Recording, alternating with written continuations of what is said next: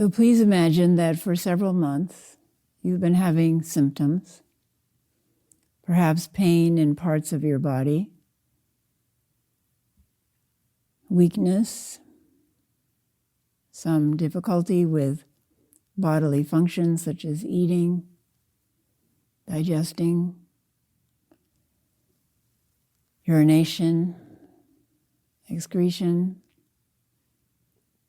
breathing, balance, difficulty exercising, or thinking clearly. You've noticed these symptoms and they've been increasing over time. And you've been worrying about them. Perhaps you looked them up on the internet. Now you've noticed some lumps in your neck, and you wonder if they're swollen lymph nodes.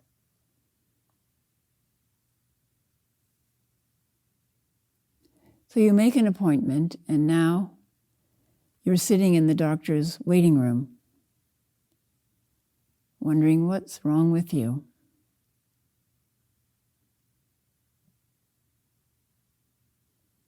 You look around and wonder what's wrong with the other people in the waiting room. Do they have something more serious than you do, or less serious than what you have? Are they in pain? Are they anxious? Then the nurse calls you, checks your temperature, your blood pressure, your pulse, your height and your weight, and puts you in an exam room.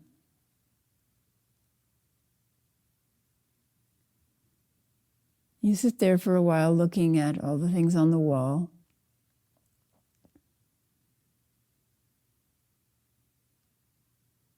And then the doctor comes in and you tell the doctor about all of your symptoms. The doctor examines you thoroughly and says, I'm not sure what this is, but I'm concerned about these swollen lymph nodes in your neck and your other symptoms. We need to do some tests and have you come back then for another appointment.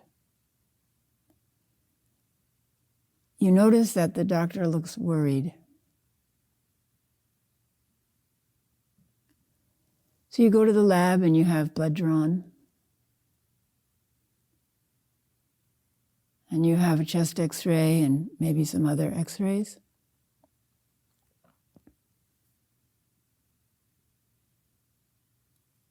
You go home, and over the next few days, you notice that you're feeling anxious about what the tests might show. You try not to dwell on it. You try not to dwell on your symptoms. But it's hard living in uncertainty.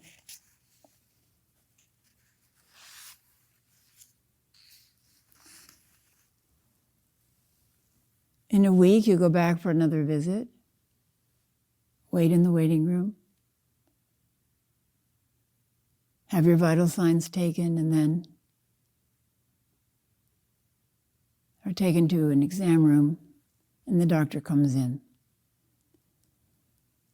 And the doctor says, I'm sorry to keep you waiting. I have your results here, and I'm afraid it's not good news. You have a disease that has progressed beyond the stage where we can treat it. I estimate that you have about 3 to 5 years to live. Most of the time, you can be active and carry on your normal activities.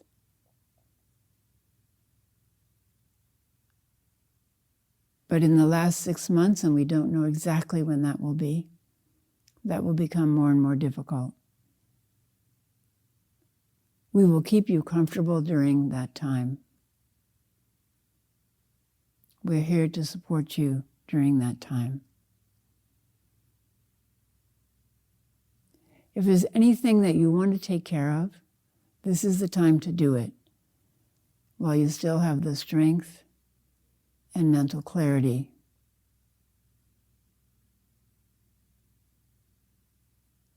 So you go home in the idea that you have only 3 to 5 years left to live begins to sink in. And you ask yourself, what would I like to do with my remaining time alive? And what would I like to throw overboard, to release from my to-do list? Here are some categories to ponder. Work.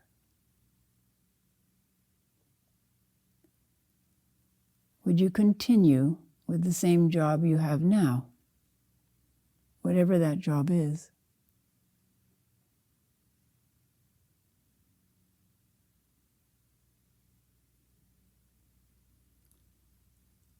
Or would you retire?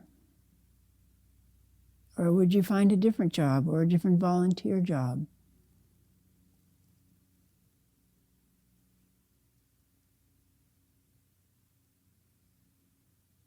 If you have only 3 to 5 years left,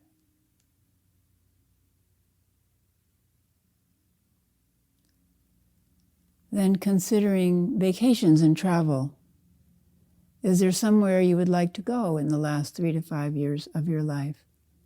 What would you do there? Why would you go there?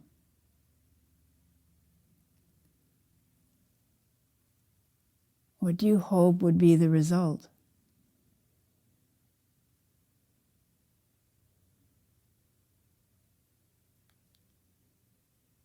Would you take pictures to bring back or buy souvenirs to bring back? Is there someone somewhere in the world you would like to go before you die?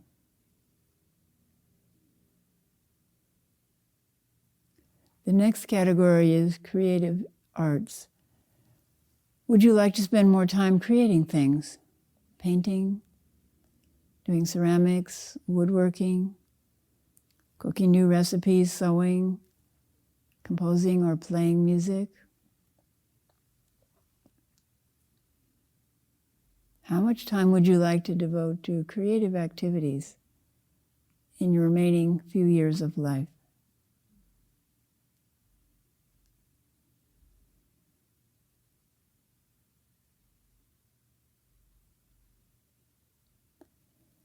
The next category is unfinished projects. Do you have any half-finished projects that you need to let go of or complete now?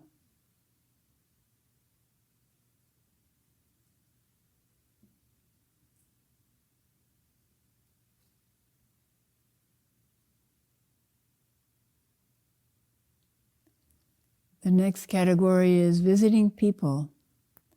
Are there people you would like to contact or visit if you have only 3 to 5 years left to live?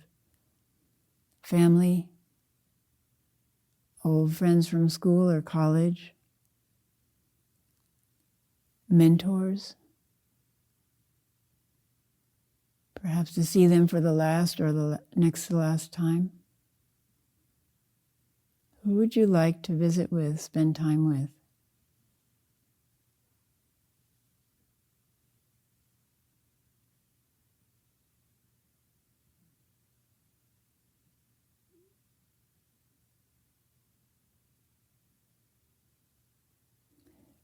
Reading. Are there books you would like to read before you can't concentrate or before you die? Are there movies you would like to see? Series on Netflix? What would you like to consume in terms of reading, movies, media? In your last few years.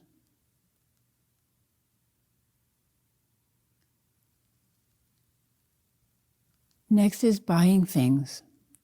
Are there things you would like to buy for yourself or others before you die?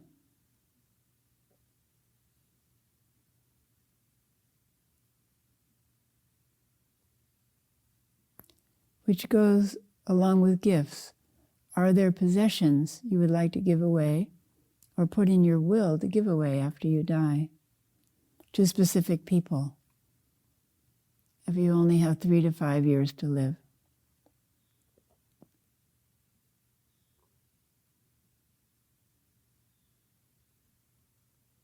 Things to buy, things to give away.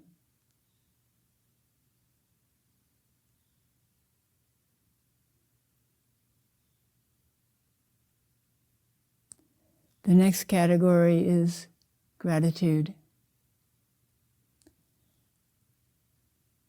Are there people you would like to thank for what they gave you in your lifetime?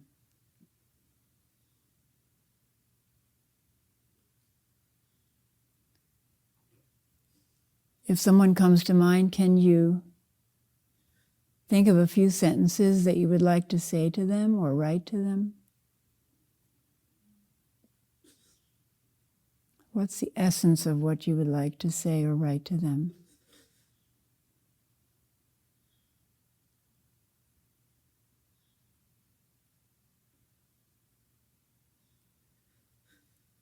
And the last category is regrets.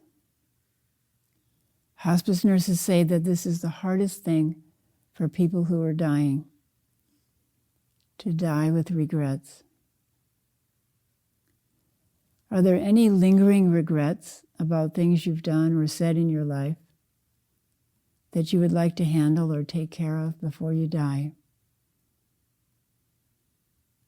How would you do that?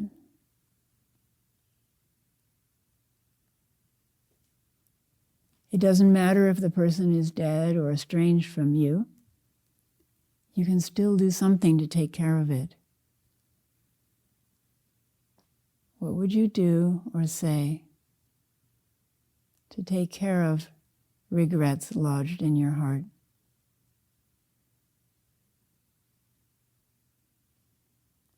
So now we'll bring this meditation on 3 to 5 years left to live to a close, so you can come back into your apparently healthy body, stretch it or move it. So it's important to do exercises like this so that we can take care of things